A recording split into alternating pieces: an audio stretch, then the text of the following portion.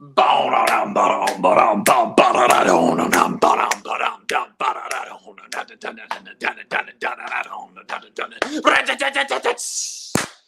anthrax for you. Hello, everybody. Welcome to live stream August 29th, 2024, subtitled Loving the Alien.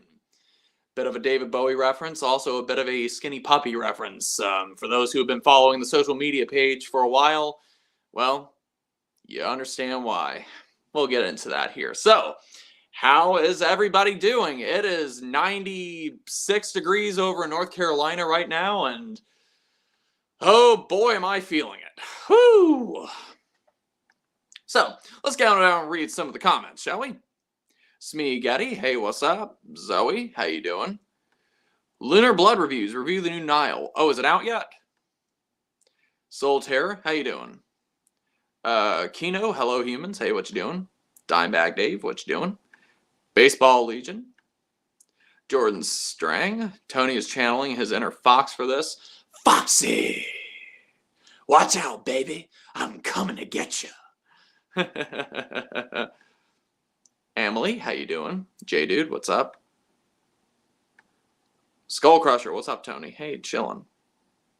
Damie, hey man, how you doing? I'm doing wonderful. I'm doing wonderful. So, yep, it's been a while since we've done a live stream, and I've been feeling pretty prolific lately. I did that 2-part Q&A that a lot of you were kind enough to participate in. That was pretty nice. I had never done a Q&A on its own, like in a dedicated video before, so having done YouTube for so many years, I figured, hey, it'd be nice to interact with the audience a bit, because that's what this channel really thrives on, is audience interaction. So,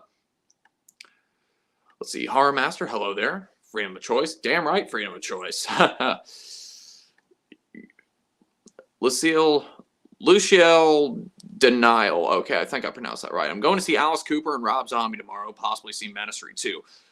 I have seen Alice Cooper 3 times. He opened for Iron Maiden, which was my first metal show. You will have a great time. I saw him a couple of years ago in Dallas to see the Misfits. He opened for the Misfits, and it was still a great time. I mean, I miss Nita Strauss being there. Kane Hodder was there. Kane Roberts was there. And it was a good show, but it definitely felt more mannish, I guess. I don't know, just like old man energy. Kino, have you went out and seen the new Crow? No, I have not, because I don't want to. I'm good. Like, everybody acts like this new Crow is so blasphemous, because how dare they remake a classic? But people forget they made a whole bunch of shitty sequels that nobody talks about and nobody remembers. I mean, the only Crow sequel, I guess, you should go watch is that Canadian TV show that only ran for 1 season. It was good, but I guess the ratings were too low and they canceled it, so whatever. William Jasper, what's up? The Walls are talking. Have you bought anything from Iron Lung Records? No, can't say I've ever heard of it. Okay. What's your advice to someone who lives in a very Christian family who loves metal? I mean, just keep at it. You know, keep listening to it. Maybe don't clue your family in on everything. Like, some things are better left unsaid. Okay, so yeah, go listen to Mayhem. Go listen to Dark Throne. Go listen to Immortal. Go listen to Burzum. But you know, you don't have to walk around the house wearing shirts with inverted crosses. You know what I mean? I like the Crow 1994 better. Yeah, sentiment shared by everybody, I would say. So, first, I would like to pay a tribute to St. Vitus Bar over in New York, Brooklyn specifically. St. Vitus Bar is was a historic venue that recently closed. My guess is that they were facing issues from the city, political issues more than likely. Possibly liquor license issues, and they were abruptly closed earlier in the year. And it was very recently announced that they are closed for good. It's possible that they will be moving to another location, but that is a venue that is held near and dear to a lot of people. I saw X-Order's reunion shows back in 2018 there. There were 2 back-to-back. And it was a great venue. I mean, it was a small stage. It was a hot stage. the opening band, Warcurse, they've played all over the country, and they said that it was in the top 5 hottest stages they ever played. And also the backstage area was kind of in the basement. So I can't imagine a band like Guar playing where you would have to walk through the audience costumed to get to the stage. But just wanted to give a little shout out to St. Vitus Bar because it was a legendary venue, and I'm sad to see it go as a North Carolinian.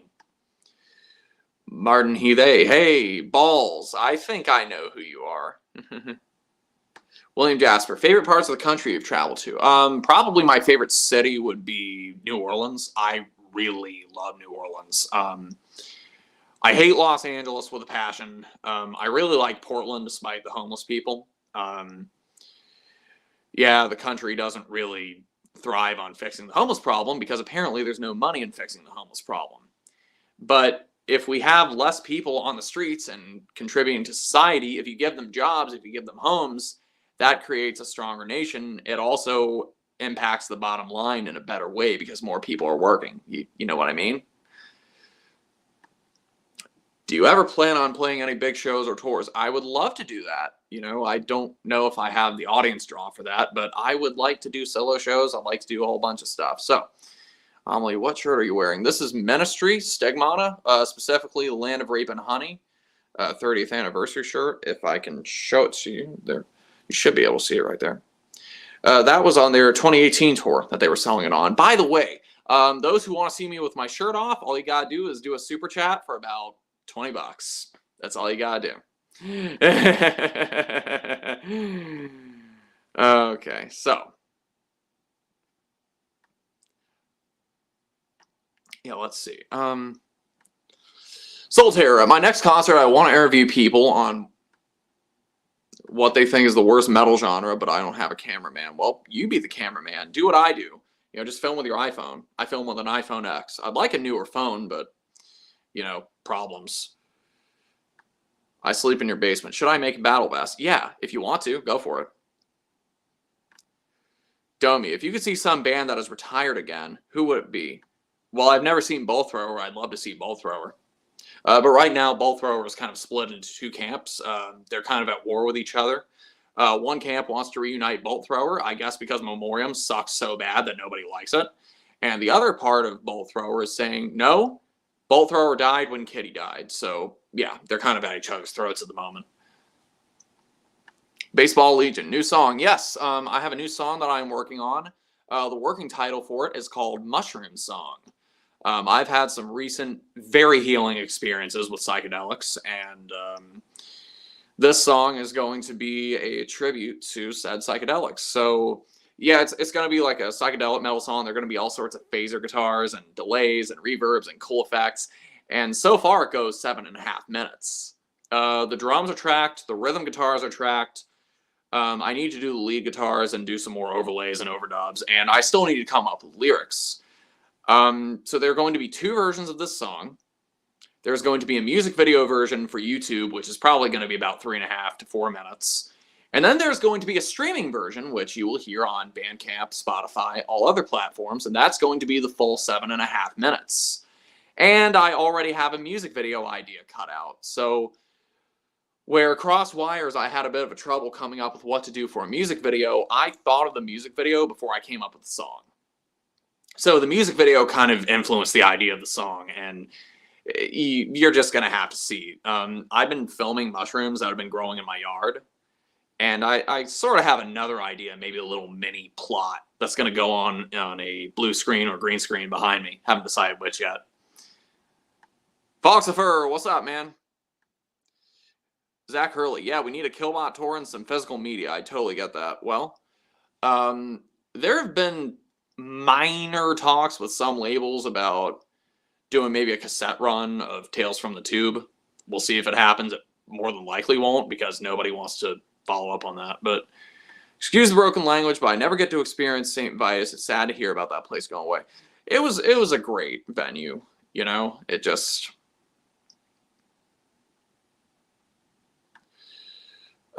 Christine, I believe that's how you pronounce that. What tuning do you most commonly use for your music? Well, in the early days, for many years, I would use the B tuning Because that's what a lot of the bands that I listened to were using B tuning. At the Gates, Entombed, Brain Oil. And even if they were using E standard tuning, all I'd have to do is just go up one string. So, yeah, that's what a lot of those early songs were using. Black Metal Joker. Some of the covers that I was doing for background music, you know, like in the Bolt Thrower video. Damage Uncontrollable, I think, was in B. And then I used D for a couple songs, like Chains Unbound. I used A tuning for Crossed Wires. The guitars sound like they're vomiting. I love it. Super heavy song. And let's see, Lemurins and Downstream, those were in C tuning. And this upcoming song, working title Mushroom Song, it's in C tuning. Again, because it's just, I love the way the notes ring out when you do an open strum. Bring, with a chorus effect on it. Ooh, it's badass. Foxfur, The Cure are finally releasing new music. A double A-side single of live tracks for environmental charity. Yep, I saw that tour last year in New Orleans. It was easily one of my top 5 best shows I've ever been to. They played for 3 hours. That was nuts. I mean, 33 songs, I think, is what they played. And, like, how can you go wrong with that? You know? Their last album, I believe, was released in 2008. I hadn't heard it since 2016. I wasn't a big fan of it back then. I bet if I listened to it now, my opinion would change. But, hey, we need more Cure. Come on. While Rob Smith is alive, we need him to make more statements to the world. Smee Getty, did your parents ever let you grow your hair out while you were living at home? Yes, but my father gave me tons of shit for it. Son of a bitch. Anthony Collins, I'm going to see Creator again next month for the first time since their US tour in 1988. Wow, so you're an old-timer. Welcome. Thank you for watching the channel. I saw them back in 2017. It was the Decibel tour. Creator, Obituary, Midnight, and Horrendous. That was a hell of a tour. Obituary had just released their self-titled album, and so the set list was just off the charts. RIL, having listened to the first 4 Bathory albums, now I get why Under the Sign is generally preferred over The Return. Both albums are still great in my eyes. To me, The Return, all the songs kind of sound the same. I actually prefer the first album to The Return. Blood, Fire, Death, of course, is just a masterpiece. The Nordland albums, the last 2 he ever did, spectacular. Spectacular. And those were recorded in actual studios and not in his garage with paint cans rattling everywhere, so that helps. But the song arrangements are just really good. You know, it's like Destroyer of Worlds was just okay, middle of the road, but Nordland 1 and 2, both of them.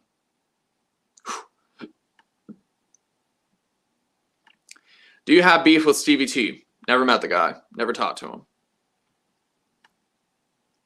Dimensional Legend God, are you the next Alpha Omega Sen? You know, he is one of the 2 YouTubers that I've sent fan mail to. Okay, so Cinemasker, AVGN, on the old Cinemasker website, they used to have a list of all the games that they owned.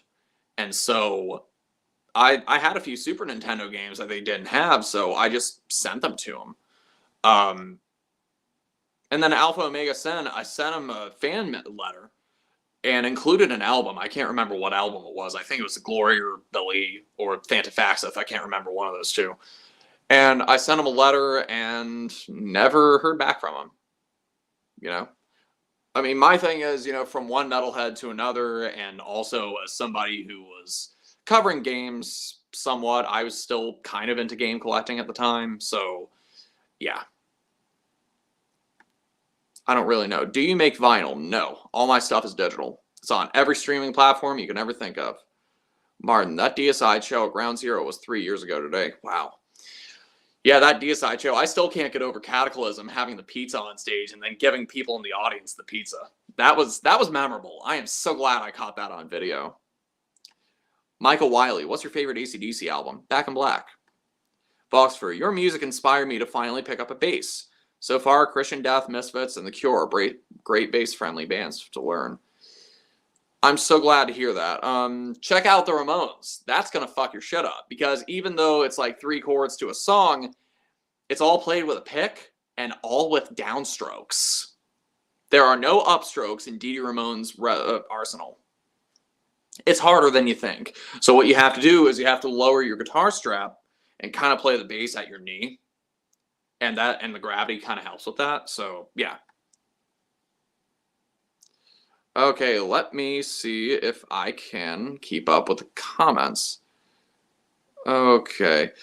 Smeaghetti, do you have any recommendations on where to practice metal vocals? Anywhere you can, really. Your car, your house, the shower, while you're exercising, because that exercise does help you breathe, like cardio especially.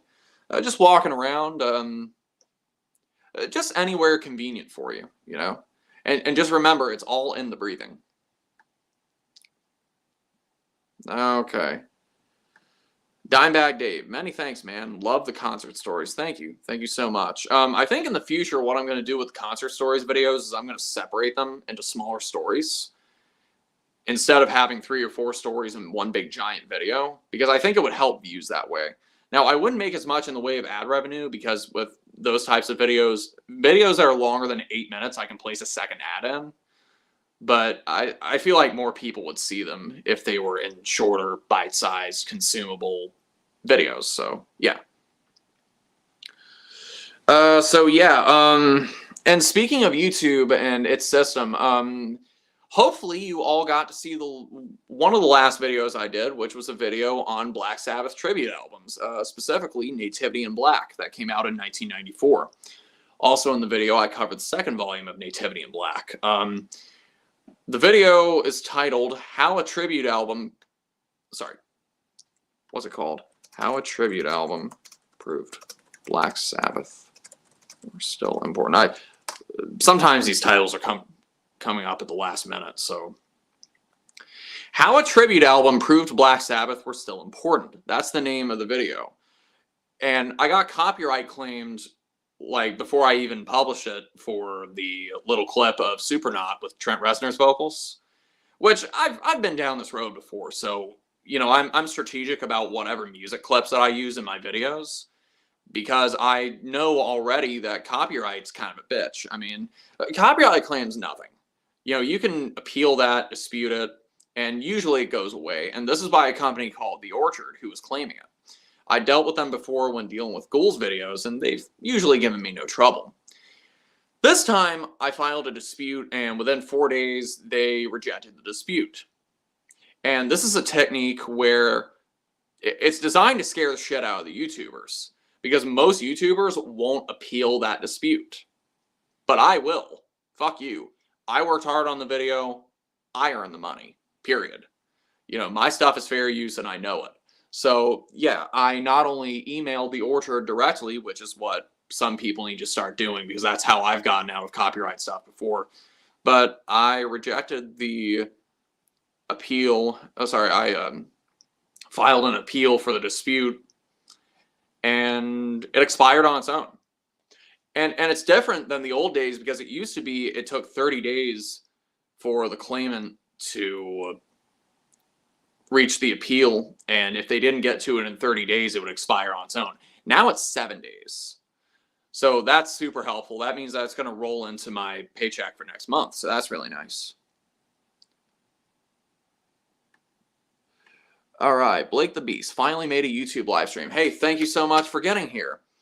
For those who are unaware, I have Killbot shirts. You can buy them on Amazon, on Bandcamp, or directly from me, about 20 bucks. I have stickers, and I have patches. The patches are $6.66 a piece. Free shipping anywhere in the world. Again, you can get them directly from me if you have PayPal or Venmo. You can also get them on Bandcamp. So, I will also take my shirt off for 20 bucks. So if anybody wants to give me a super chat, be sure it's for the right amount.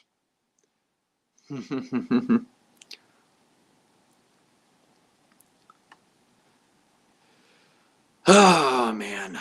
Let's see. Yeah, so what else? Yeah, so something cool happened pretty recently. So I was shopping at McKay's, and I found this Lords of Acid album, Lust. I've had this album for many years. It was about $3 at the store, but check this out. It comes with a concert ticket. if I can pull this out safely, I can show you guys. And I may or may not do a video on this. If you want to see a video on this, just let me know in the comments. But check this out. So this concert ticket is from March 5th, 1995. And this happened in the Orbit Room, a venue called the Orbit Room. So I got curious. I wasn't even alive yet. Now this is cool. Oh, and this is old Ticketmaster, by the way. Check out this. These logos right here. Yeah, so on the ticket it says it cost $5 to get in there, and the fee was $1.50. Wow, so $6.50 to go see the Lords of Acid in 1995. How the times have changed. So yeah, Lady Galore, or Ruth, she was the singer for the band at the time, and that was the tour with My Life with the Thrill Kill Cult. And I got curious about this venue, and I looked up the Orbit Room online. And it turns out that it was a venue in Grand Rapids, Michigan. How it made its way over to North Carolina is a mystery. Maybe it was sold on eBay, or maybe the people moved to North Carolina. But, yeah, so the Orbit Room, I looked even further, and the place shut down in 2018, and it was demolished last year. Useless information, useless trivia, but it's cool just thinking about this type of stuff, you know? You see cool stuff like this.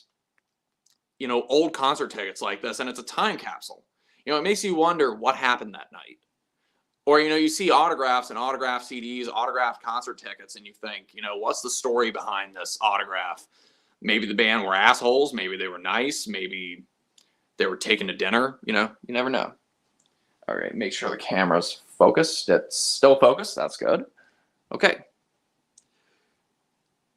And, yeah, I mean, I think about stuff like that. And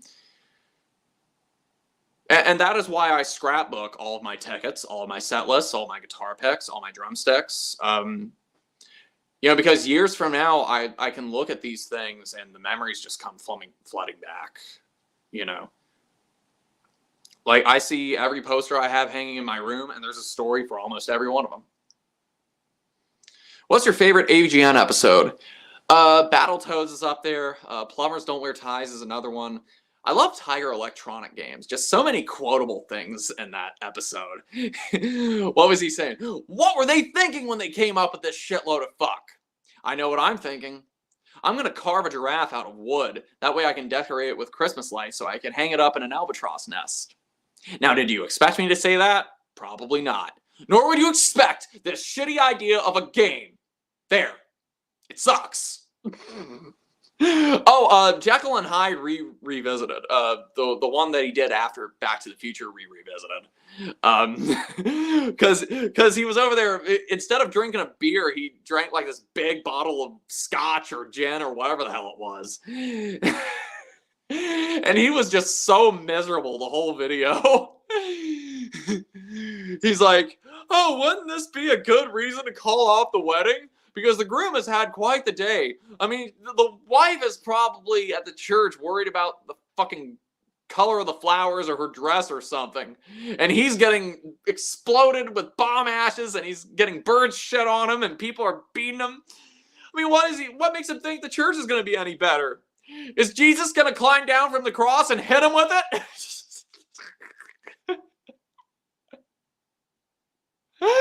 So many things about AVGN that I quote on a daily basis, unironically. I love the fuck chicken from the Zelda CDI episode.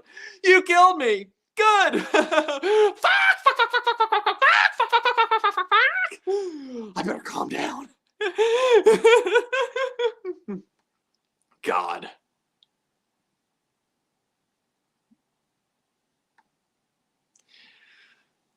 Alexa Lehio, I think that's how you say it. Just made a band. I'm the bassist. Any advice? Learn your parts. Learn your parts and be sure that you're easy to go along with. If you have any grievances, handle them in a polite fashion, but you're the bass player. That does not give you the excuse to be lazy. Always practice!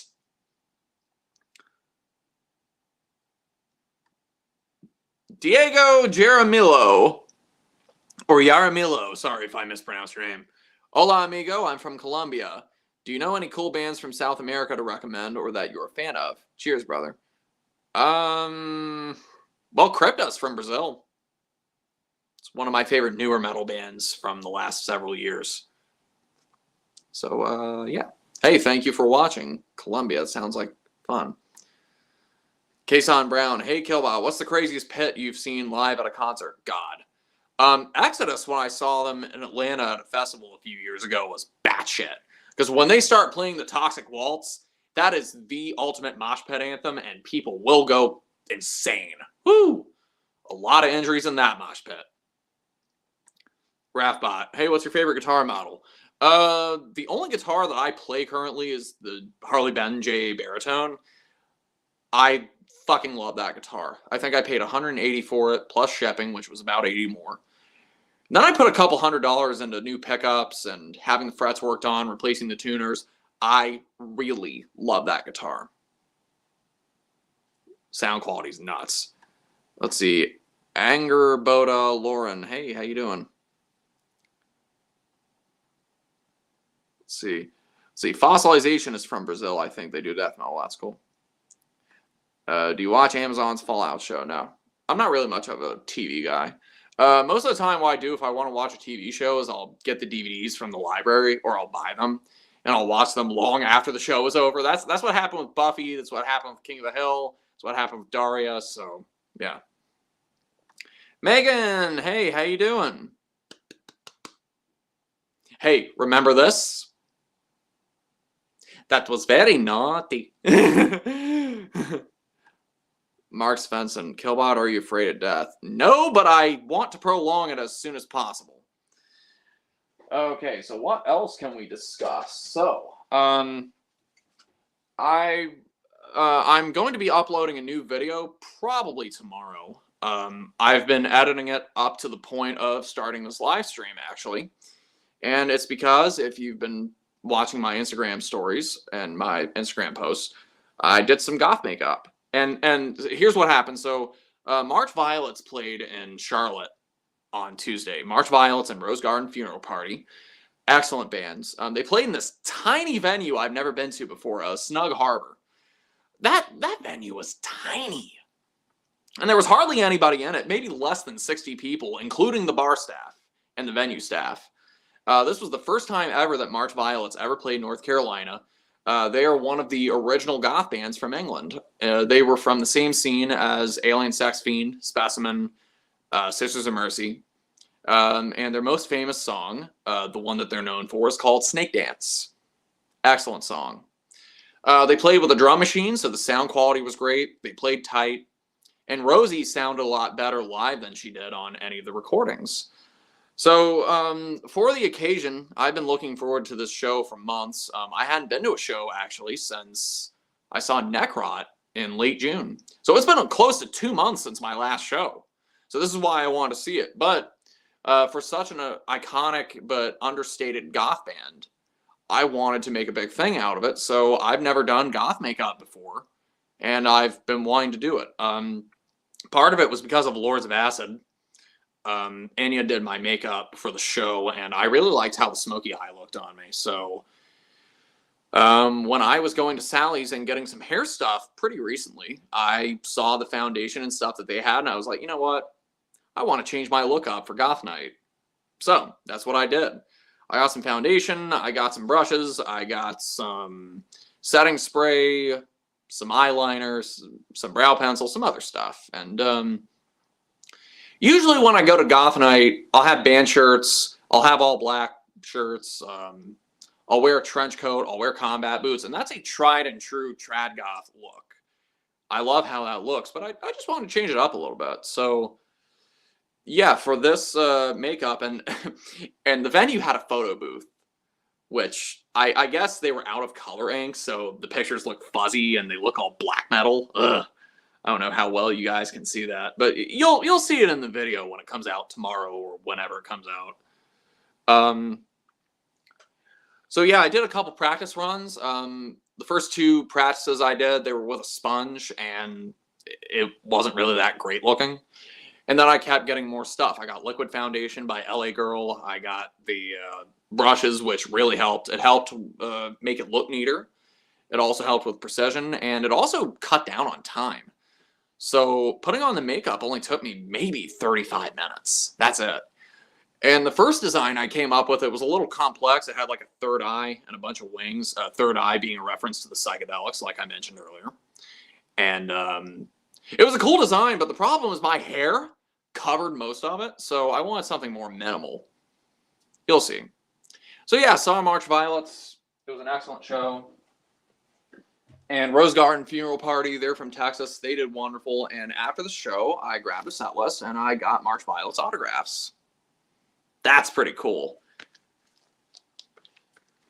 And Rosie was nice. And she was funny because she's English, but she was talking about how hot it was in North Carolina. She's like, we could do an encore, but, it's too hot to go out there. So we're going to pretend that we're leaving the stage and you guys applaud with your feet. You stomp your feet and we'll stop playing the next song. So, yeah. So cool.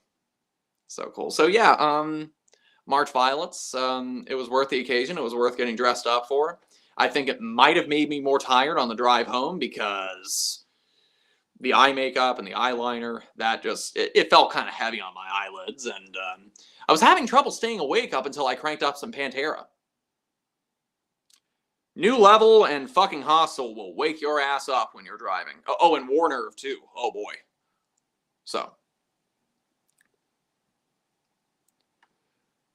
Alexa Lee, have you seen Obituary live? They were my first death metal show. It was Carcass, Obituary, Exhumed, and Noisem. I've seen Obituary 7 times. Really great live band. Mr. Metal Guy 673, what's your favorite movie and what movie would you recommend? My favorite movie is probably Fight Club, followed very closely by Evil Dead 2. Two different types of movies. Favorite movies, so Natural Born Killers, Abbott and Costello Meet Frankenstein, Back to the Future, Blues Brothers, the 1980s one, the original Evil Dead, Return of the Living Dead, Metalhead, the Icelandic movie, Batman 1989, the Tim Burton one, Ed Wood, also a Tim Burton movie. I say Django Unchained is up there. God, so many great movies. Clerks. Love me some Kevin Smith. So many great movies.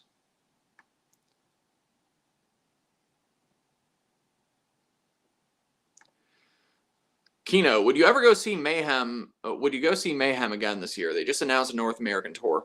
Maybe. It depends on my finances. I'm mainly focusing on bands that I've never seen before. Massive Attack just announced a tour, and they announced that Liz Fraser is going to be with them. I want to go really bad. The problem is they're not coming anywhere near me. Fuck! Oh, boy. Anyway.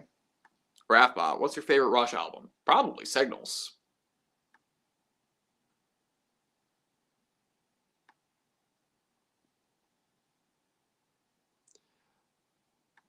Christy McDonald, hey, what's up? Are you Christy Townsend?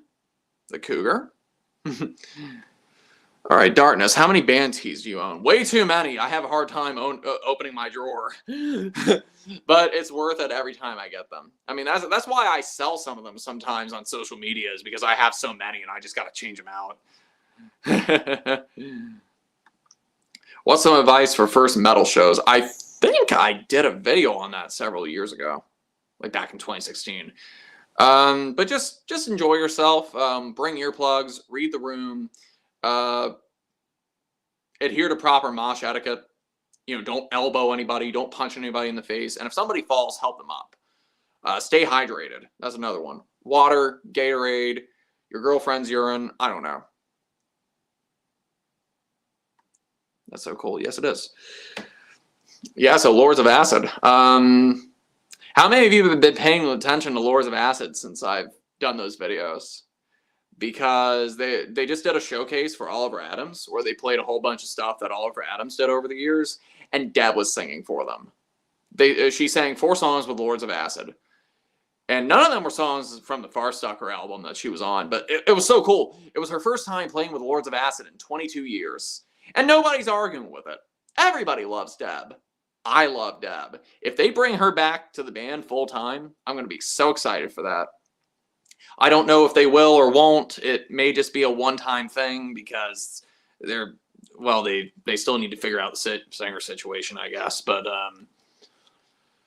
yeah, I mean, you look at the footage and she sounds great still, and she still looks bad as hell. So, you know, man, I love that band. I really love that band. Lords of Acid, Deb is badass. Yes, she is. Yes, she is. And the Farsucker album, it's an awesome album from beginning to end. It's weird to hear people that say they don't like it because every time I listen to it, it's just full of energetic tracks, you know? There's a CD that I'm waiting on. It was a CD that's been kind of forgotten with time by Lords of Acid. It's called Private Parts. Okay, and when I saw it on their Wikipedia page for many years, I thought Private Parts was maybe the soundtrack to the Howard Stern movie.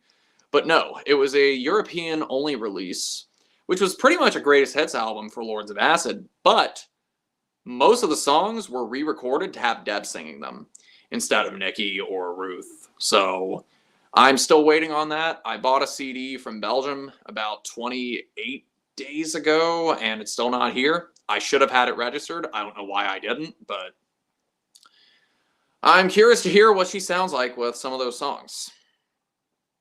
It's kind of hard to tell sometimes when a singer sings these songs live because live is different from in the studio. It's a different beast, and sometimes, you know, it doesn't matter so much the skill of the singer as much as just how awesome can they move around on stage. And for a lot of people, Deb was the first time they got to see Lords of Acid, and they love her still. You know, she holds a special place in her heart. All right. Lunar Blood Reviews. What happened with Gigi and Lords of Acid? She said she went to psychiatric care after the Make Acid Great Again tour.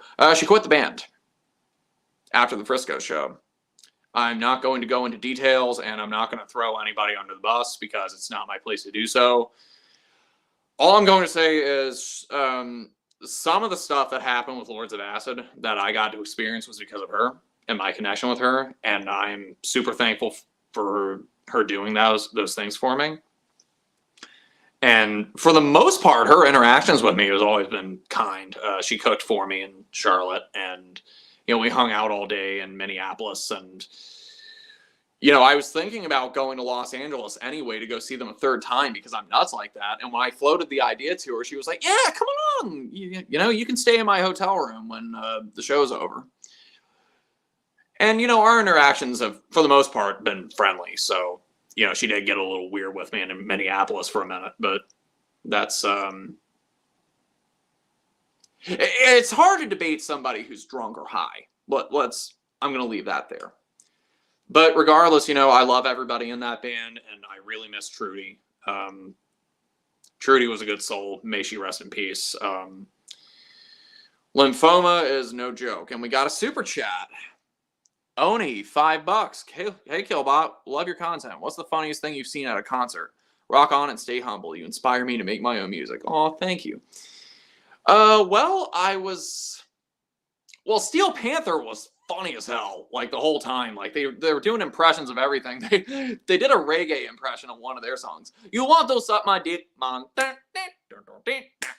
Let's see. And then Michael Starr, he came out in Ozzy glasses, like walking geriatric. He did an Ozzy impression. Yeah! They did a cover of Crazy Train. I mean, Steel Panther's banter is just off the wall, man. Seriously, if you've never seen Steel Panther, even if you don't like their music, even if you think it's not funny, go see them live. You're doing yourself a big favor if you do. What else? There was the pizza from Cataclysm. Cataclysm played a show about 3 years ago, and there was a pizza backstage, I guess. Well, they brought it on stage, and the singer was just passing the pizza around to the audience to see who wanted a slice. And yeah. Let's see another one. A former friend of mine, we were at an Exodus show, and there was a guy who didn't want to lose his spot in the crowd, so he whipped his dick out and he pissed on my friend. He turned around, hey, that's disgusting! He just started pissing on everybody. I didn't see that directly with my eyes, but I was told about it after the fact, and it was funny. What else? This may not have been during the concert, but like before the concert, so X Order, their reunion shows, the New Orleans reunion show, at Southport Music Hall in 2018, February. The band was sound checking, and there's some of those guys get along with Phil Anselmo okay. For those who are fans of the band, you know the link between Exorder and Pantera. So some of those guys got along with Phil okay. One or two of them did not. And so after the sound check was over, the sound guy, he turned on the radio, and what came on other than Cowboys from Hell by Pantera? Well, then he walked up to the guy and he made him cut it off. He said, "There'll be none of that playing tonight. I'm gonna hear that fucking cocksucker's voice all night. I'm gonna have him thrown out." He was pissed. And later in the night, when Exorder was getting ready to take the stage, the PA was playing, a song ended, and the beginning of Cowboys from Hell started, and 5 seconds into it, the song changed to Sweating Bullets by Megadeth. I heard this, having known the story. I laughed my ass off right there in the front row. Nobody else in the audience knew. Solitaire, I'm gonna go to sleep. It's 1 a.m. So how you say it, grind on. Hey, grind on, man. Thank you for joining. Oni, laughing my ass out. Well, I hope that answers your question, my man. So I'll tell you something sort of tragic that happened yesterday. So about a year ago, a little over a year ago, I got in a car accident. It wasn't even my car. It was my grandparents' car.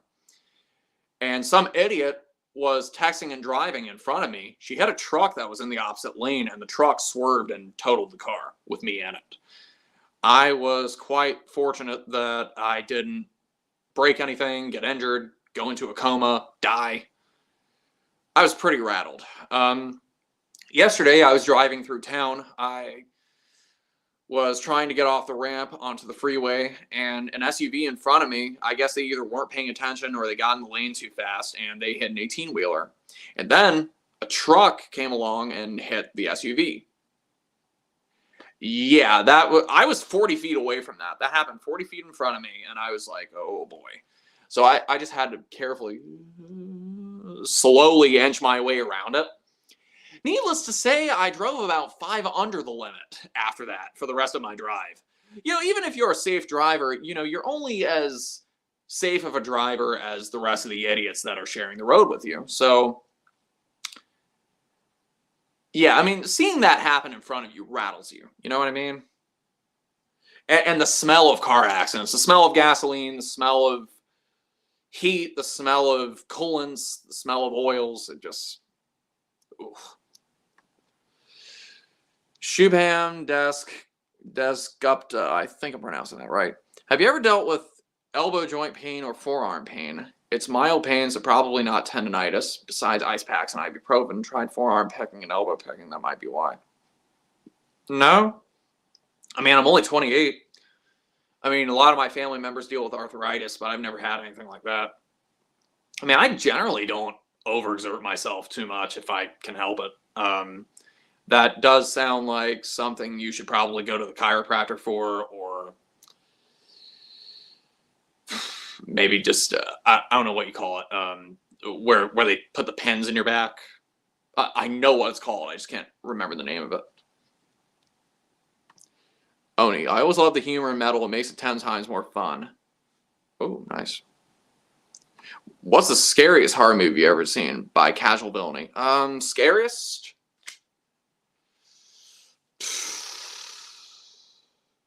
The first time I saw Rosemary's Baby, I went to bed just disturbed. It may still be as scary today as it was when it came out in the 60s, but wow. Let's see, Repulsion, another Roman Polanski movie. That movie will fuck you up. Now, it's a black and white movie, so it's not really gory. It's not really violent by any means, but it's psychologically messed up.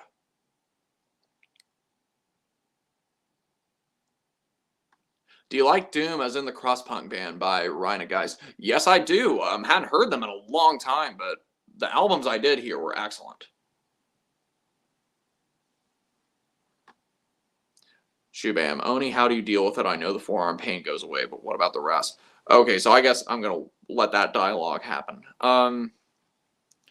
Yeah, so what else can I talk about? Oh, yeah, so new band that I've been listening to. I'm late to the game, but I started listening to Chelsea Wolfe lately. And it's weird because, like, Chelsea Wolfe, it seems like she is a mix of all the genres I like in one, and she changes up between album to album, but, like, it's a mix of goth, industrial, metal, some of the folk stuff and the songwriter stuff that I like sometimes. It's a weird mix of all of it, and I love it. I really wish that I'd gotten into it years ago, because every album I've heard her do is just a masterpiece. So, except for maybe the first album, that one kind of sucks, but the ones after it, you know, like Abyss, that's a good one. Chrissy McDonald, do you like Joy Division? I just watched a movie about them. You're probably referring to 24-Hour Party People. Am I correct? I love that movie. And yes, I love Joy Division. Martin, the scariest part of Rosemary's Baby was the gaslighting and whatnot. Yes. Yes, absolutely. Cannibal Holocaust was pretty fucked up too, now that I think about it. And not just for the gore, but also psychologically. So it's one of those things where the gore becomes psychological. And also knowing some of the behind-the-scenes stuff that the actors had to deal with, and the director being a prick, you know, that adds to the experience. Then you should probably go ask a doctor or something instead of me, a rando on the internet. Yeah, pretty much. Darkness, have you ever been to a Ren Fair or German Fest? No. I wouldn't mind doing it someday, though. Main Temple, what other genres do you listen to besides metal? Do you enjoy films, soundtracks, or classical music? I own Vangelis' soundtrack for Blade Runner. Classical music, I'm more of a neoclassical fan than anything, like Amber Asylum. They have a song called Looking Glass Reprise. It is a song that I play all the time when I'm preparing to meditate. It's beautiful. Yeah, industrial, punk, goth, rock. I took a course on jazz when I went to college. I'm reasonably versatile. Like, metal is my main genre, but I'm reasonably versatile. You know, a well-written song can be found anywhere, in the words of Guns N' Roses. What was the first metal album you ever bought on CD? I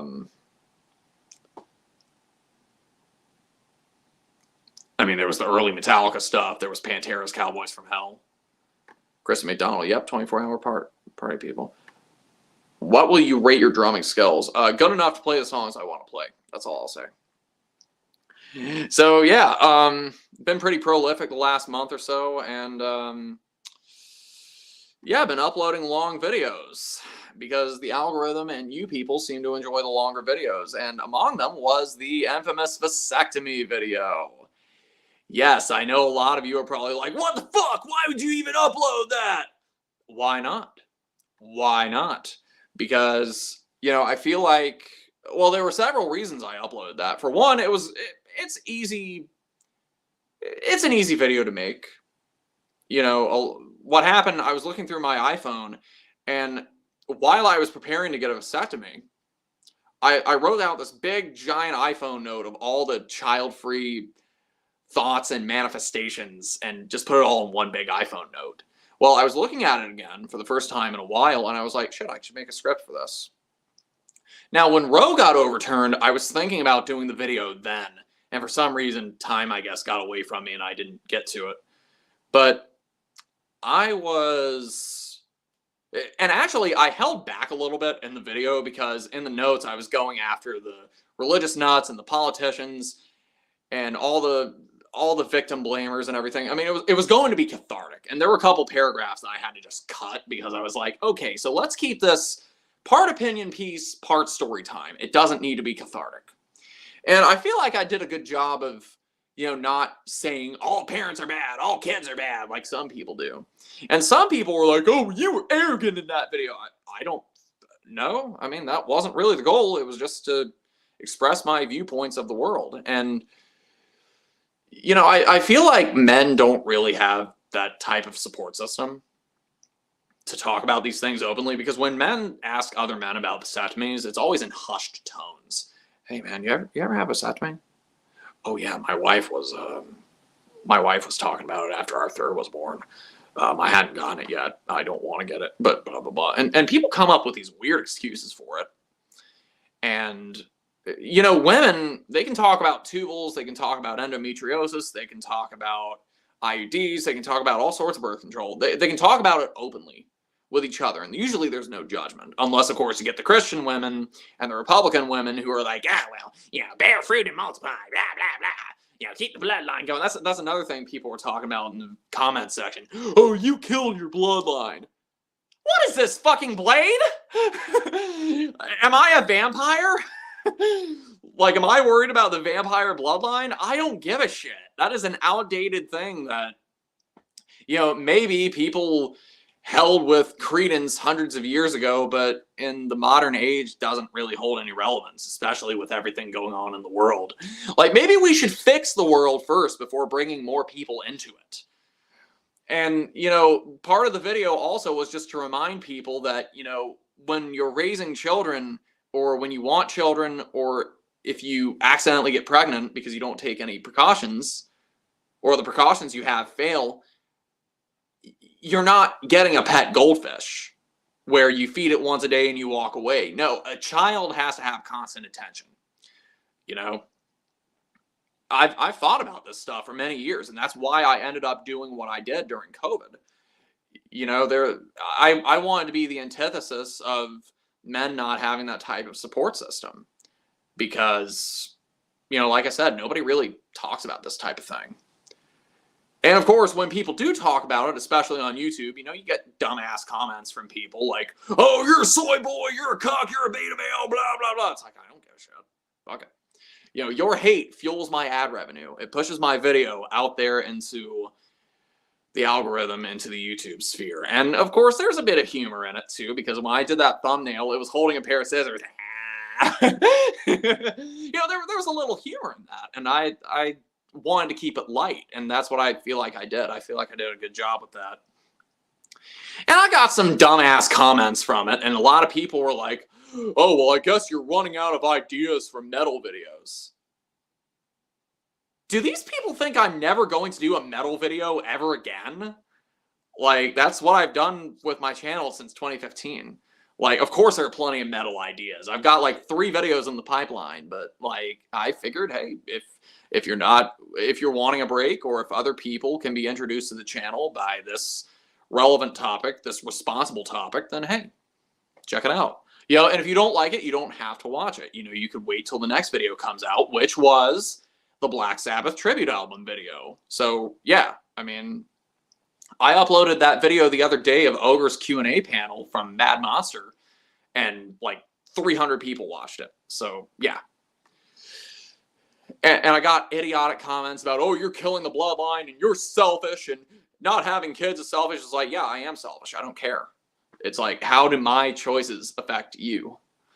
And the funniest comment I got, the arrogance and the entitlement from people. I had a guy on Instagram direct message me saying, what you did was the stupidest thing ever. I'm like, well, that's my choice, not yours. I ended up blocking him.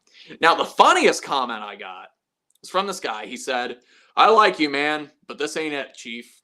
When you look back at your life and realize you spent 100% of it living like a child with zero purpose, you'll see the error of your ways. Also, this isn't the 70s, 80s, and 90s. Unprotected sex with strangers is nasty and will ruin your life. There's an HPV crisis right now, and it's legit worse than AIDS, as you can't make it go away even if vaccinated, and it causes cancer within 5 years. This is such an extreme solution to an easily preventable problem. Okay, a lot to unpack there. When you spent 100% of it living like a child with zero purpose. So what? You're not an adult unless you have children? I'm 28 years old. I pay taxes. I've had many jobs. I've done a lot of things that children can't do. So that argument doesn't make any credence. It's just like, when people say the family's not complete without children. Well, I mean, you could get dogs, cats. Let's see. There's an HPV crisis right now, and it's legit worse than AIDS. AIDS is far more lethal, even though it's kind of been dwindling over the years. But HPV, yeah, like some of those diseases are benign, but that's another thing. This is such an extreme solution to an easily preventable problem. It's not extreme. Like I said in the video, it's really not a big deal. It wasn't that painful. Like, if you watch the video, I tell you, it wasn't that painful. The only painful part about it was the intern, you know, burning me in an area that wasn't numbed, and that hurt. But other than that, the procedure itself and the recovery, I was fine. You know, I sat in bed, smoked pot, watched Batman and Robin, and ate pizza. Laughed my ass off. You know, that's what I did the day of the procedure. And let me put it this way. $700 to never have to worry about a pregnancy scare for the rest of my life, that's a small price to pay. It's a hell of a lot cheaper than a college fund or a Sweet 16 car. Oh, and my favorite part of this isn't the 70s, 80s, and 90s. Unprotected sex with strangers is nasty, and it will ruin your life. Okay, so first of all, I know it's not the 70s, 80s, and 90s. Where the hell have you been? It will ruin your life. Well, who are you to say what my life choices and my lifestyle should be? Also, where in the video did I say anything about unprotected sex with strangers? Or unprotected sex, period. I mean, what does this guy think I am? Who does he think I am? Austin Powers? I put the gun swing it, baby! Now let's go in the back and shag. Very shagadelic, baby. Oh, you're hairy like animal. Yeah, baby, very good. Would you like a smoke and a pancake? A flapjack and a cigarette? No. Cigar and a waffle? Bong and a blitz? Pipe and a crepe? Well, then there's no pleasing you, Mr. Powers. Seriously, like, I don't know where the hell people get off. And like, a lot of these people don't have arguments. They're pulling arguments from the sky, like that comment I just read out. I wasn't even upset by it. I laughed my ass off when I read it. Like, some people are so damn dumb, it makes my head hurt. All right, but you know, I felt like it was a responsible thing to do. And here's the thing. Back in 2016, I made a video called Why I Hate Holidays. Now, some of that came from the perspective of me being in a household like the household I was in, where every holiday we would have these giant get-togethers, and I was the one who was expected to clean up all of it. Okay? All the dishes, all those big goddamn aluminum steel tables that we use, I was expected to clean oysters with a water hose, and, you know, nobody else in the family would help. Even the people who cooked, they were like, yeah, just give it to Tony, he'll clean it. And it sometimes took over an hour, 90 minutes, 2 hours to clean up the dishes alone. And, you know, I was just sitting there thinking, no, what's the fucking point of the holidays? And then as I got older, you know, more philosophically, I was thinking, what's the point of these holidays? And that's why I did the Why I Hate Holidays video, was all the stuff I was thinking about. And at the time, people were like, oh, well, you're young, angry, and when you get responsible and have children, your opinions will change, and blah, blah, blah. But every year, I get messages from people who say, thank you for doing this video. It brings me peace during Christmas time because I have a really hard time with holidays. Every year. I did the Why I Don't Drink video. And a lot of people were like, oh, you're a fucking beta male for not drinking. Well, you know, most of the population does it. You have autism because you don't drink. Blah, blah, blah. I was getting comments like that, but when I got private messages from people, they were like, hey, listen, you inspire me to stay sober. You inspire me to get sober. I've had people walk up to me at shows saying, hey, your video inspired me to get sober, and I thank you for that. Do you have any idea how powerful that feels? To be told that your work had an influence on somebody like that? So I think that's what's going to happen with this video. You know, it's misunderstood at the time of its release, and then years from now, people are going to say, hey, I've been thinking about having this done, and then I saw your video, and it got me thinking about my life choices and what I want in my future, and your video helped, so thank you. You know, I think that's what's going to happen. Because I'm a big picture guy. I think in the long term, so that's really what that is. Okay, let's get back to the comments. Dexy Betrayal. Do you like Jack Black and Kyle Gass's band? Tenacious D. Yes, I do. And I would love to go see them again. They got canceled for a stupid reason, I think. They'll be back. Dexy Betrayal. Someone should make a wiki on you and indicate if you were snipped or not. Oni, do you ever think you'd remaster or come up with any new fun skits for videos? I always love the humor you added. Well, I'm always coming up with sketch ideas, you know. Shubham, also Killbot, just curious, how did you get into meditation? So there's a YouTube channel I watch called Crappy Childhood Fairy. She covers a lot of topics involving CPSD, childhood PTSD, and she has what's called the daily practice that she teaches. And in this daily practice, it's you write out your fears and resentments on as many pages as you'd like. You know, things that bother you throughout your day, resentments, whiny things, petty things, whatever they might be. In my case, I also mix this with the morning pages, like in Julia Cameron's The Artist's Way. The morning pages is basically stream of consciousness writing for as long as you can keep it up, I guess. First thing in the day. And that clears your head. It also helps you get into the meditative mindset. And what Anna Runkle, Crappy Childhood Fairy, teaches is called Vedic meditation. And all that is, it is repeating a word, a mantra, a sound for 20 minutes. You say it out loud over and over to where you're saying it in your head. And the idea isn't enlightenment or to bring you richness or happiness through your day necessarily, or to relax you. It's more to just clear your mind. And what I found when I do it, it's a very effective method for me. And what I use with it is, it makes me more goal-oriented. It also makes me kinder, which is always a good thing. I drive safer. I write better. I'm nicer to the people around me. There are definitely days where I can tell when I should have meditated, when I just didn't have time to. Because just little petty things. There was something that happened over the weekend that I had to apologize to somebody for because I was in kind of a bad mood. And when I apologized to the person for it, they were like, well, I didn't even remember that happening. I was like, well, just in case you did, it's on me. I'm sorry. So, you know. I'm going off today, going to enjoy a nice cold Jack and Coke and blast some Slayer. Horns up from Canada, Killbot. I always wanted to visit Canada. Horns up, man. Darkness, do you have any guitars? Well, I do play music. If you watch my music videos, they're on here. I got songs on here. Kristen McDonald, I 100% support bodily autonomy. No one should have the right to say you can and can't do something with it.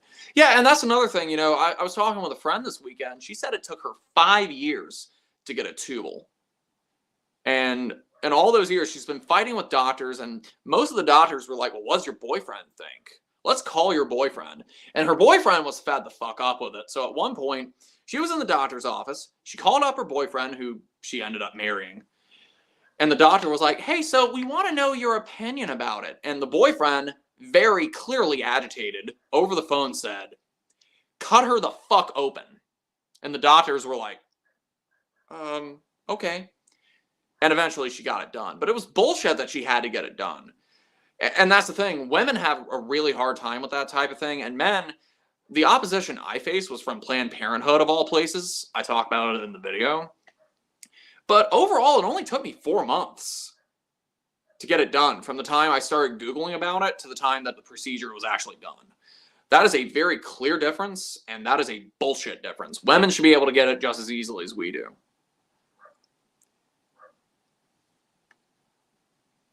Vegan Metalhead just made it. Hey, glad you're here, man.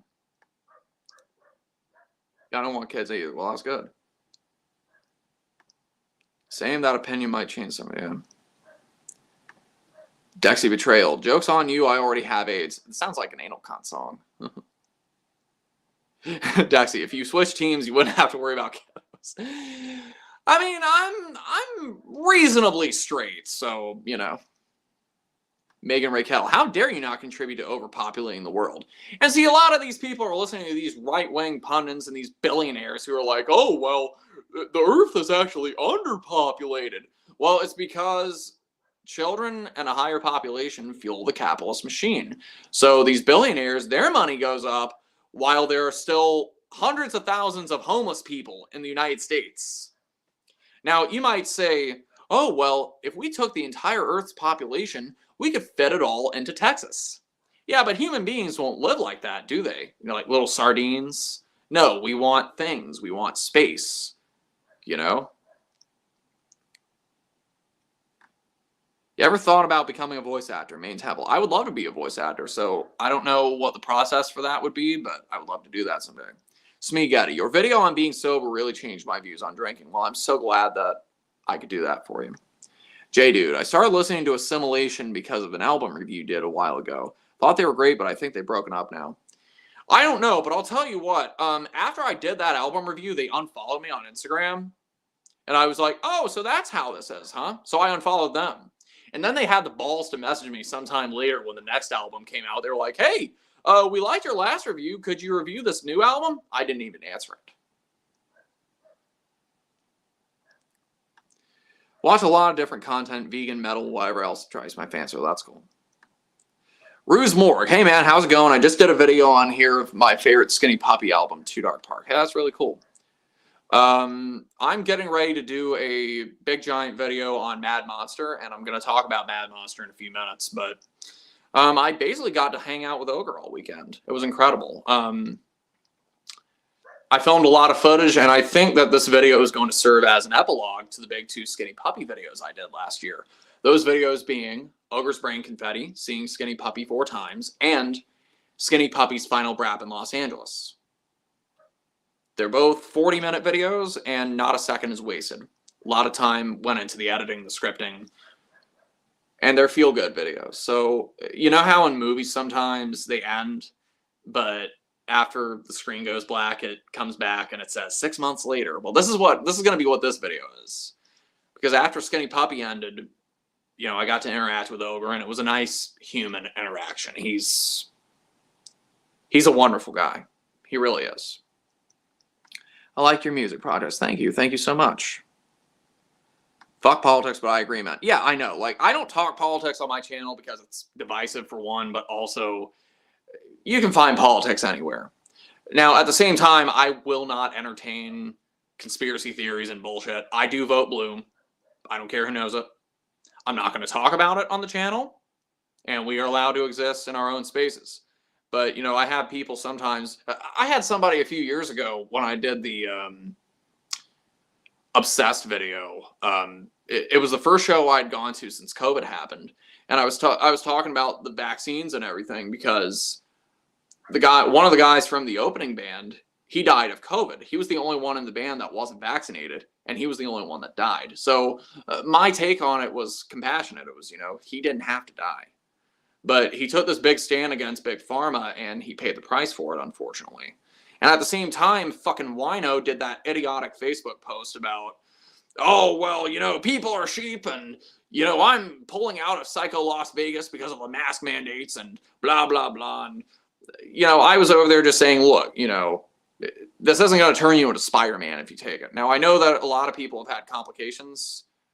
Well, some people have had complications from the vaccine, but that's such a small number. And, you know, I got shitty comments for it, but I also got a lot of comments thanking me and saying, hey, your video was refreshing, because most people in the YouTube sphere, they're being contrarian for the sake of being contrarian. And my thing is, I have family who work in public health, so I know a lot of the procedures that comes with this type of thing. And so some of the shit that fucking Fox News and Newsmax and those idiots say, it's like, you know, it's so far removed from reality. And people believe it every day. Okay, off the politics, back to the music. Rumorg, yeah, I got Skinny Puppy 2 Dark Park vinyl was reissued. That's cool.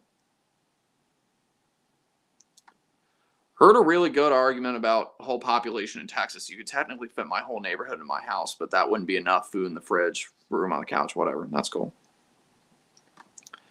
Shoot, I recently watched the Osho, The Politics of Abortion. I want to watch that. Osho, Politics of Abortion.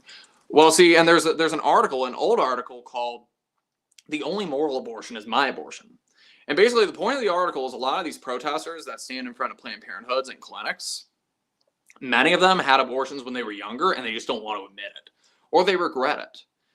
And so, you know, it's like, okay, so you're saying that it's okay for you to get it done, but you're over here trying to dictate other people's lives. Yeah. Remore. Been a Skinny Puppy fan since 1994. I've seen Skinny Puppies three times. Yep. I've seen them 8 times. I saw them 8 times last year. That was the first chance I had to go see them, and it was incredible. Because, like, the 2017 tour, the 2014 tour, they didn't come to North Carolina, either of those tours. I don't hate anybody for what they believe, but you be human. Exactly. I mean, I had some, but, you know, you also got to keep in mind, misery loves company. So just as concerts were coming back, a lot of these places wanted people to be vaccinated and show vaccine cards before they were allowed to enter the venues. And somebody messaged me on social media talking about, hey, Killbot, don't you think it's bullshit that these venues are wanting vaccine cards to be going in the venues? Because I guess he just wanted somebody to be frustrated with. And I was just like, well, it'll make me feel safer knowing that other people have taken precautions to be safe and I'm not going to get sick. Like, the virus has mutated a lot since then, so it's not as lethal as it used to be. But the guy didn't respond to that. But I mean, that's my thing. If you want to complain or talk about conspiracies or talk about politics, I'm just going to steer it away. I'm going to steer away from the conversation because I don't want any part of it. I'm sure I'm going to get a few interesting messages after the stream is over. But yeah, among the other things. Oh yeah, so Swallow the Sun, they just announced a big tour. Because they're getting ready to come out with their new album. And hopefully some year they'll come out with the English translation of their book. I can't wait to see that. The album itself, from what I've heard, it's overproduced. I'm not really a fan of the production at all, but the songs are great, you know. They're coming to Greensboro, which is going to be nice. It's only a 40-minute drive from me. Now, when they announced the album, I think it was Juco who was like, you know, if I write another album like Moonflowers, it's going to kill me. So, because Moonflowers was an album about grief and overcoming grief, and this album is about moving past that. Like, you got to keep in mind that the last few albums, so his girlfriend died of cancer back in 2016-ish. And since then, there was his solo album, and they've made 2 or 3 albums since then, basically talking about Aaliyah's death and the grieving process and how it affected him. And so it was a distinct difference between old Swallow the Sun, where it was about fantasy doom, and new Swallow the Sun, where it was about real life horrors, you know, losing a loved one. And it's cathartic. Like, it's much less joyful than the old stuff, and that's okay. There's a place in music for that type of thing. And believe it or not, it does bring comfort to a lot of people, myself included. Those are well-written albums. But by the time Moonflowers came out, part of the album was painted with his blood. By that point, that was like the 3rd or 4th album that he was talking about Aaliyah with, and I was beginning to get worried about his health. Because it seemed like the rest of the band during interviews seemed to really burn out by everything. And apparently I wasn't the only one who noticed. If you look at the Angry Metal Guy reviews in the comment sections, Angry Metal Guy, he reviewed the album. And in the comment sections, a lot of people were like, yeah, I'm worried for the guy. Like, the music is wonderful, we love it, but also that doesn't seem healthy to be on this for so long, to be grieving for so long. And so all I said in the comment section of this post announcing the album was, you know, I really hope that you're able to find peace, and, you know, I was a little worried about your health, and hopefully you're able to move on from everything that happened. I'm paraphrasing, basically. And most people understood it. I got a lot of thumbs up for that comment, but I got a couple people who strongly misinterpreted what I was saying. Oh, how disrespectful for you to say that about Aaliyah, and who are you to say how long people should grieve and when they should get over anything? It's like, I'm not saying that at all.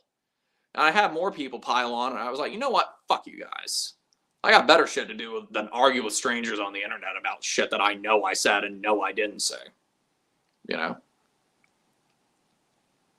Lee loves rats. You never listen to Swallow Sun. Go listen to Songs from the North. That is probably my favorite album they've done. They're one of the few bands where I think that actually the newer stuff I like better than the older stuff. It's good to see you on here live. I'm going to start posting more of my music projects. Hey, that'd be great, man. That'd be great. So yeah, there was a video I was watching earlier today about the pros of creating your own website. And I would love to do that.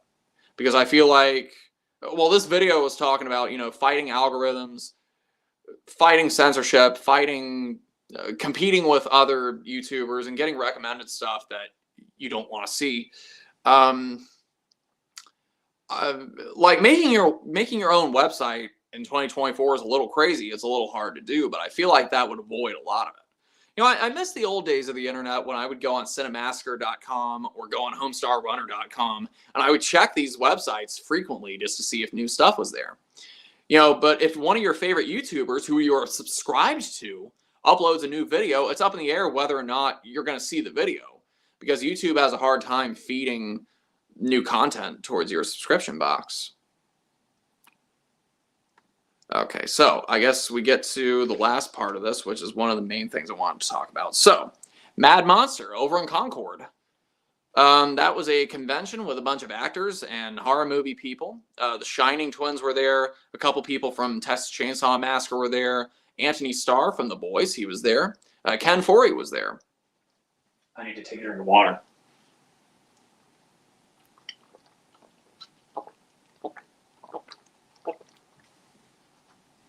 Some wrestlers were there. Something Hardy. Jerry Lawler was there. I got to speak to him for a few minutes. Now, I'm not a wrestling fan, but I am a comedy fan.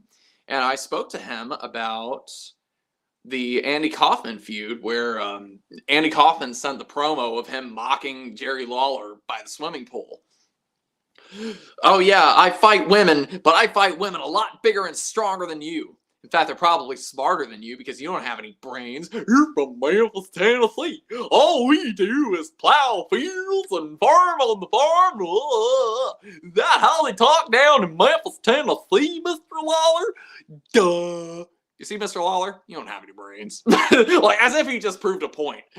But the woman in the video, I asked Jerry Lawler about it, and apparently the woman in the video was somebody who worked at Walmart.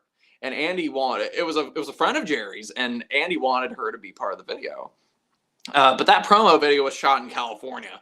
For the longest time, like I read somewhere that video was shot in Jerry Lawler's backyard, but that wasn't true. And Jerry Lawler, he had a stroke last year or the year before that, and so he was trying to ask me about if I'd seen some other movie he was in, and he was having a hard time coming up with the name of it. It was weird to watch, but yeah, he was a cool dude. I just shook his hand and said hello. Also, James Marsters was there, the guy who played Spike from Buffy the Vampire Slayer. I'm a huge Buffy fan. So, yeah, I showed him the picture of me in front of Buffy's house when I went to Los Angeles last December. And I was like, yeah, it looks like they planned a lot since the show ended. He said, man, that neighborhood hated when we filmed there because we made so much noise without trying to. And so I didn't go to film there a lot because, you know, I would do so more as the show went on. But when I did go there, I made a point to be nice to the neighbors because they hated us so much. And I was getting an autograph for a friend of mine, and he wanted the autograph to have a quote from Torchwood. Help me, Obi-Wan. You're my only hope. and James said, man, we offended so many people with Torchwood. I loved it. And I got a selfie with him. It was pretty cool. But yeah, the weird thing about talking to James Marsters is because I know him as Spike from Buffy, so I expect this British sexy vampire, and he's from Texas, actually. You know, he's not actually British. So he speaks with a normal American accent, and when you talk to him, you know, he's just this normal dude, and that was pretty cool. Now, I know some people, they saw the picture that I posted, and they're like, why the fuck is he wearing a face mask in 2024? First of all, face masks are a personal choice. Second of all, the guy has sinus issues, okay? I don't know how old he is now. He's like 60-something. Excuse me. How old is James Marsters? He is 62 years old. So don't you think maybe he might have some health issues that he's concerned about? Like maybe lung problems or, I don't know, liver problems or something, you know? But I actually overheard that he had sinus problems, so that's why he wore the mask on the first day and didn't wear them the other 2 days. I mean, I didn't give a shit, but, you know, some people, they just want to be miserable for no reason. The Shining Twins were there. And their line was huge. I waited for an autograph from them for my man Chris. It wasn't even for me. And that line took 70 minutes. And the whole time, these kids in front of me and behind me were running around, knocking things over, screaming, and I was like... But when it finally got to my turn, I got the autograph for Chris. And it was supposed to come with a personalized note. Come play with us, Christopher. Well... And the Twins were gracious. They were talking about this cemetery a mile down the road that was built in like 1800s that they were walking down early in the day. And they were like, is your name Christopher? No, I'm Tony. Oh, this is Tony. So, yeah. But, let me answer a couple of these comments and then I'm going to get to the meat of the thing. Dexy Betrayal, do you still talk to Metal Monster? Miss that guy, wondering what he's up to. Man, I hadn't heard from any of those people in years. Speaking of which, I do want to sell my Lastrabi CDs, so if anybody's interested, hit me up on social media. CD is kind of hard to find now, so I want 20 bucks for it, basically. It's a great album. Anna Shatanova, hey, how you doing? What's your favorite death metal interludes? Interludes, the biggest ones I can think of off the top of my head would be Morbid Angel, Blessed Are the Sick. Carnation ASMR, hey, how you doing? You were the one who messaged me earlier, weren't you? Okay, either the comment section's getting slow or people are just curious to hear my stories. Okay, so, the big thing, let's see, so... Yep, Mad Monster. The entire reason I went to Mad Monster was because Ogre was showing up. Ogre from Skinny Puppy. I've been looking forward to that for a long time. I had some gifts for him.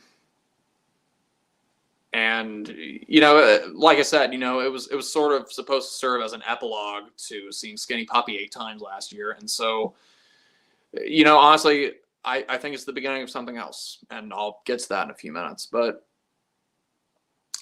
my friend Moth from South Carolina, she was going to the convention.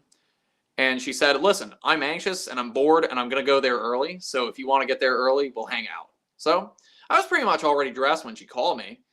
And so I just left. The convention technically didn't start till 6. We both got there about 1 o'clock. She got into a car accident on the way to the convention. Some idiot in front of her didn't tie his load down properly, so a big plank of wood fell out, hit her car. Thankfully, her car was okay. She was okay, but she got pretty rattled. It fucked up her bumper a little bit, but yeah. So we were sitting in the hotel lobby chatting for a few minutes, and after a few minutes, we look over, and who is coming down the glass elevator other than Mr. Kevin Ogilvy? He sees us, he waves at us, and he approaches us. He's like, Tony, how you doing? I'm doing wonderful, man. And you know, we talk for a few minutes. He's hungry.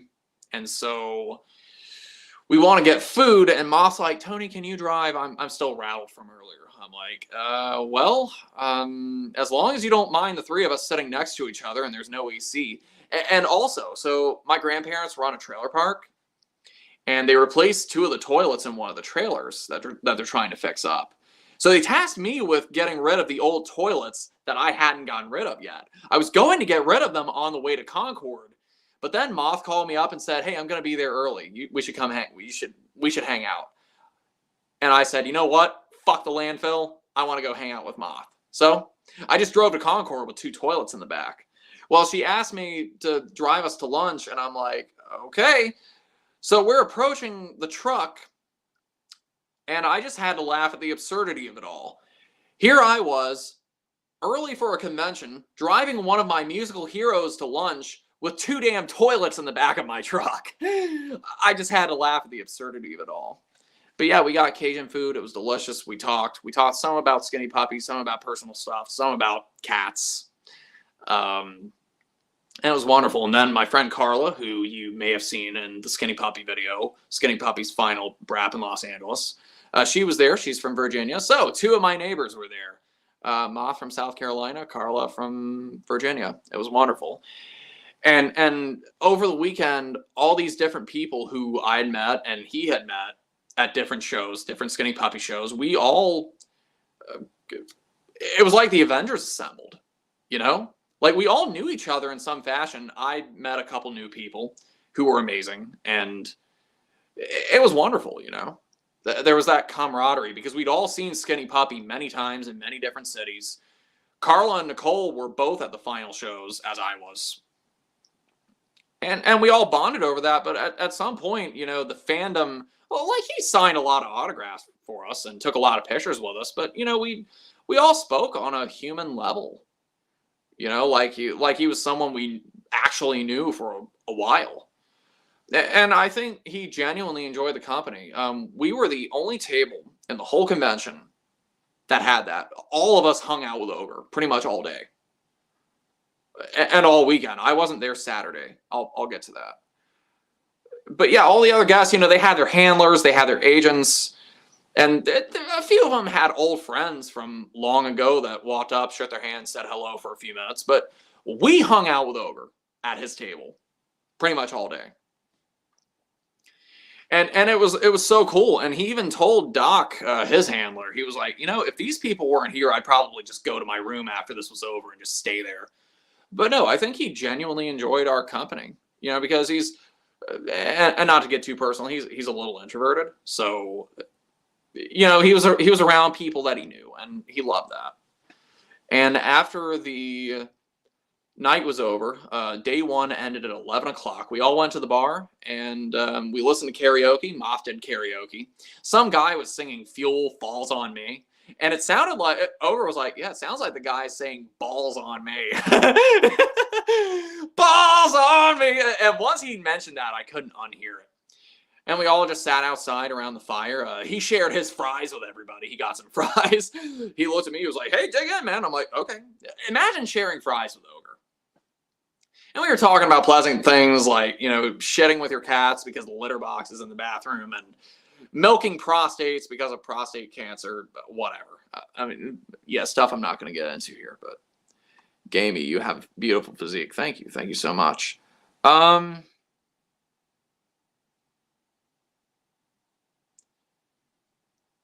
Okay, so let's see. What else?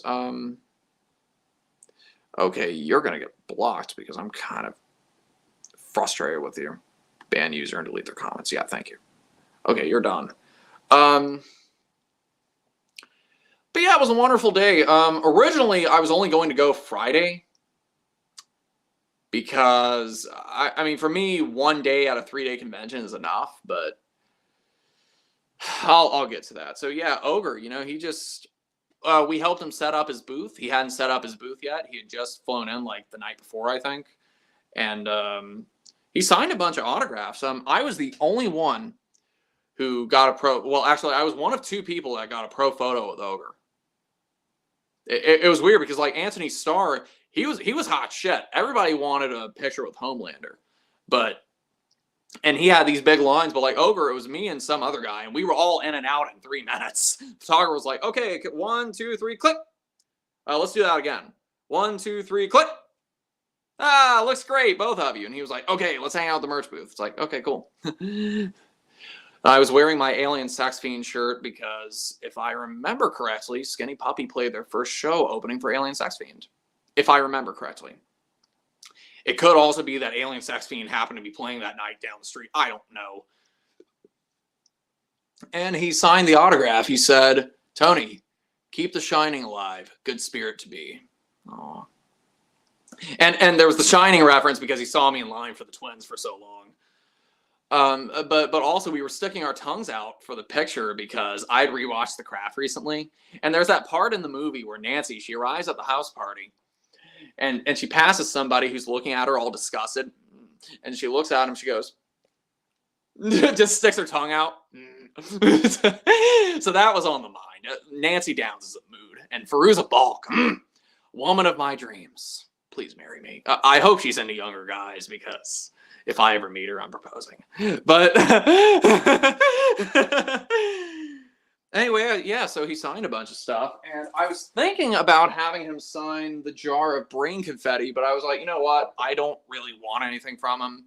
He's already given me so much over the years. I mean, I know that's what he's there for, is to sign stuff and meet fans, but you know, Skinny Puppy gave me everything I wanted.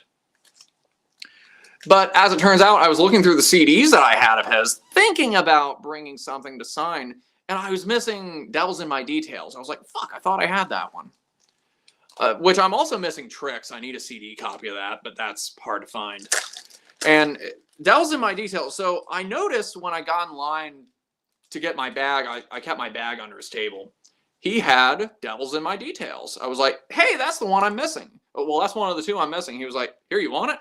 You get the free one. I'm like, seriously? I mean, I'll give you money for it. He's like, nah, you're good.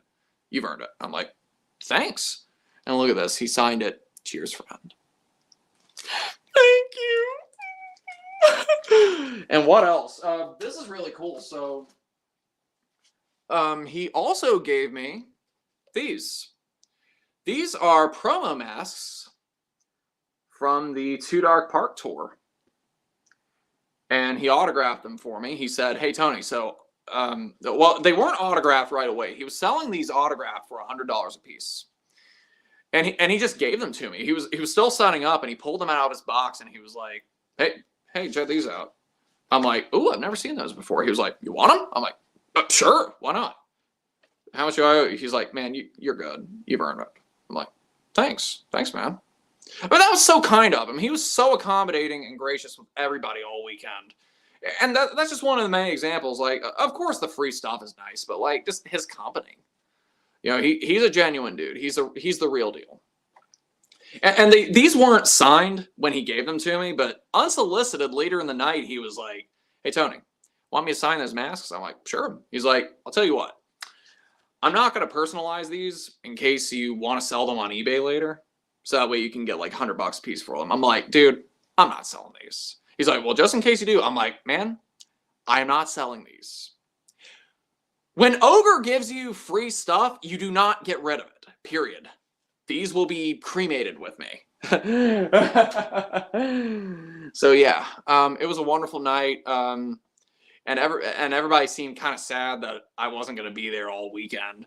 And Ogre was like, motherfucker. He was like, you motherfucker, as we were hugging goodbye. It was a wonderful night. I did get pulled over on the way home, though. I made a bonehead move. And, yeah, so I was following the highway signs. I was also following the GPS. It was telling me to take a left turn on I-85. And I saw the highway sign that said left on I-85. I saw a turning lane. I went into the turning lane, accidentally got in the lane, like one lane too early. I was like, son of a bitch. And it was one of those two-way, one way, two-way the other way with a big median in the middle. That's the kind of road it was. I didn't feel like driving half a mile to take a U-turn. So what I did, 12 o'clock at night, I waited till there were no cars driving. And I drove right back through the turning lane I just came through. And as I did it, cop passed me. Yep, illegal U-turn, and I knew it. I was like, shit. Well, I kept driving for about 2 minutes. Finally, he pulls his lights. He's like, hey, do you know why I pulled you over? I bullshitted him. I pretended I was tired. I was like, oh, why? Well, and he explains the U-turn. He's like, you don't remember that? I'm like, oh, man, it's been a long day. I've been up since about 6 this morning. He's like, have you been drinking at all? No, sir, I don't drink. So he goes back to his car, runs a license check, comes back, and he says, I'm going to let you off with a warning, but I am concerned that you're driving so drowsy that it's impairing your driving, so maybe you should go back to the hotel and sleep it off there. I was like, well, I'll call some friends and see if I can crash on their floor. So I called Moth, told her what happened, and the cop drove away. And then I kept driving home. I wasn't tired. I just had Taco Bell. I was good to go, but that could have ended badly. I mean, it wouldn't have killed my buzz. I hung out with Ogre all weekend, but you still don't want to get a ticket. You know what I mean? Okay, let me read some of these comments again. Thomas Brand, how do you feel now that Oasis are back? Man, those concert tickets are going to be expensive as fuck.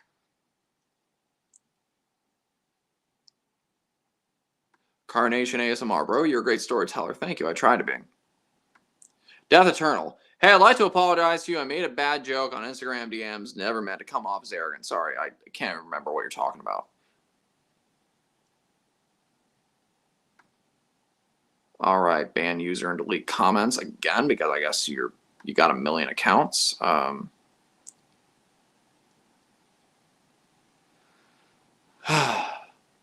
Tony help. The comments are bad. Well, that's not really. Benzilla, my newborn is watching the stream and larva at the same time and he had a fucking seizure. What?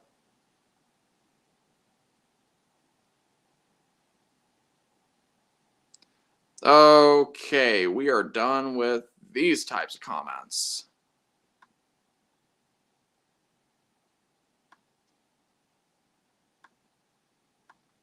Okay.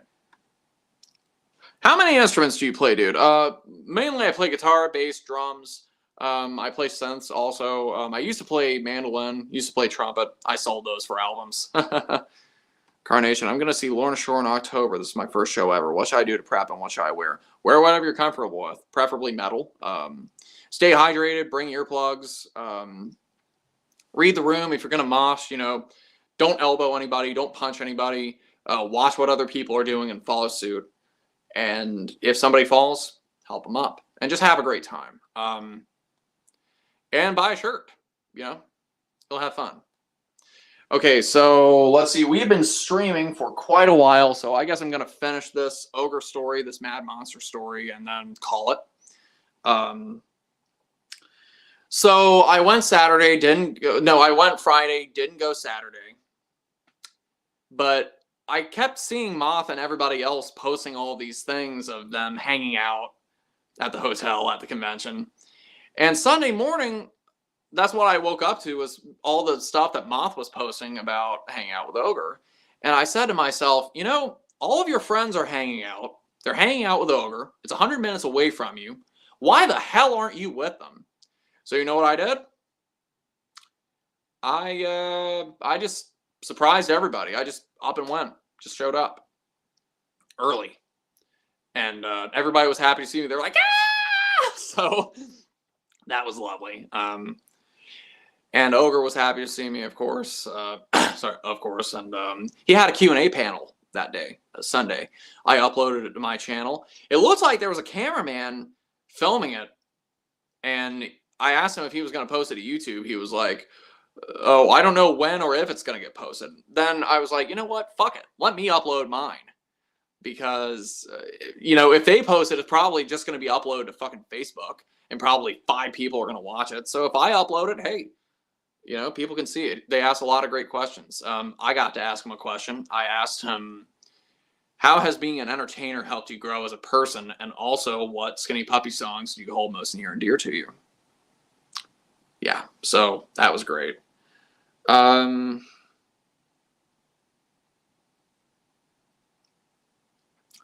Yeah, and the convention was a little slower on Sunday. I mean, he had more people that day than Friday, I think, but it was slowing down because it was a 3-day convention. It didn't need to be 3 days, but you know, we helped him pack up his merch booth, and at the end of it all, we dialogued, we conversed, we had a great time. We all got to know each other a little more, and at the end of it, after some people left, Ogre and the other 4 of us, I guess, we all went to get Chinese. It was delicious. Ogre wanted my sesame chicken. he also wanted some of my broccoli, so I gave him some broccoli. And yeah, it was a wonderful time. We got a lot of great pictures, made some new connections, bonded with old connections. It was a pure weekend, you know. And yes, there will be a video on it. So there you go. Okay, it is now 7:10, so I better be wrapping this up pretty soon. Shirt off for a discount, $5 for the next 5 minutes of the video. So anybody want to do that? Just come on. Carla, hey, there you are. Just came in for the Mad Monster recap. Yeah, I started talking about it maybe 15 minutes ago. So yeah, it was of course it was wonderful seeing you. Hopefully you got to, I don't know, drive home safe, I suppose. I don't know where I was going with that. I'm tired. Jordan Strang, have you ever thought of having guests on your music? Since you're great friends with so many musicians, you could easily form a supergroup of your influences. I would love to do that someday. I don't know who would be up for that. Actually, I was thinking about getting Gigi from Lords of Acid to sing on Crossed Wires. And she wasn't in Los Angeles when I got there, so it didn't happen. And that's really as far as that is. Killbot, ever heard the song F by Maximum the Hormone? No, I was not. Amelie, how you doing? Going to see Slipknot at Louder Than Life this year. Can't wait. It's going to be amazing. That's cool. I hear they're a great live band. Beast Merc, what's your favorite sludge metal band? Grief. From Massachusetts. Slowest band on earth. That would be cool, Gigi. Well, and Gigi actually asked me some advice on vocal technique because she's into metal. She knows I'm into metal, and she's heard my stuff, so she knows that I'm not, like, some pussy. But yeah, I'm still on a high from everything that happened over the weekend. It just, and I found a place for that pro photo. It's hanging up on my wall between the Alice Cooper poster and Gomez Adams. So yeah, Acid Bath is mine. Acid Bath is great. Would you be up to listen to some music in your free time if people sent you more? I mean, people recommend me music all the time. You know, it's just, the problem is sometimes I get so many recommendations that I don't really know where to start. Carla, who's probably still in here, she recommended Hooverphonic, which is a trip-hop band from Belgium. They were originally Hoover when they started. That's her favorite album of all time, is their first album. So that was the last thing that I heard, was the first Hooverphonic album, and that was pretty good. So it's like if Cocteau Twins went trip-hop. The song Inhale, ooh, or Inhaler, I guess. I can't remember. But yeah, it's really good stuff. And my voice is about had it. My uncle's going to come here in about 50 minutes. He's bringing me pizza. So, if anybody has anything else they would like to say, any comments, questions, anything at all, say so. One last thing I will touch on. The subtitle of this live stream is Loving the Alien. Because Ogre playing the other, the alien. I asked him how long it took for him to get ready in that outfit, and he said it took him 30 minutes. So, yeah. There was one outfit he did, I think it was the 2014 tour, he said, where he had, like, needles sticking out of his arm. And he said it took him, like, an hour or so to get ready in that outfit. It was a complex thing. So. Branson Arm and Something Is Waiting are cool bands. That's cool. Do you know Cutthroat? No, I don't. You're awesome, dude. Thank you. Amelie, I just come to hang out with you. I'm still sad about my poor kitty. Alan Lucy passed away. I'm so sorry to hear that. Sisteline, I really enjoyed the stream. I'll be sure to be present for the next one. I love your content. Thank you so much. Thank you so much. And hey, I should be uploading a new video tomorrow of me putting on makeup for the March Violet show the other night. Yeah, so for one video, I'm going to be a beauty YouTuber, sponsored by Ulta. You know, it's something different. You know, the metal crowd's probably not going to get it. The goth crowd might. So, you know, we'll see. I'm glad I got a glimpse even just a little bit. Catch you soon, buddy. Yeah, I hope I get to see you soon. It'll be nice. Thank you, Tony. I appreciate your help. Well, thank you all for joining the stream, and grind on. Time to get some pizza.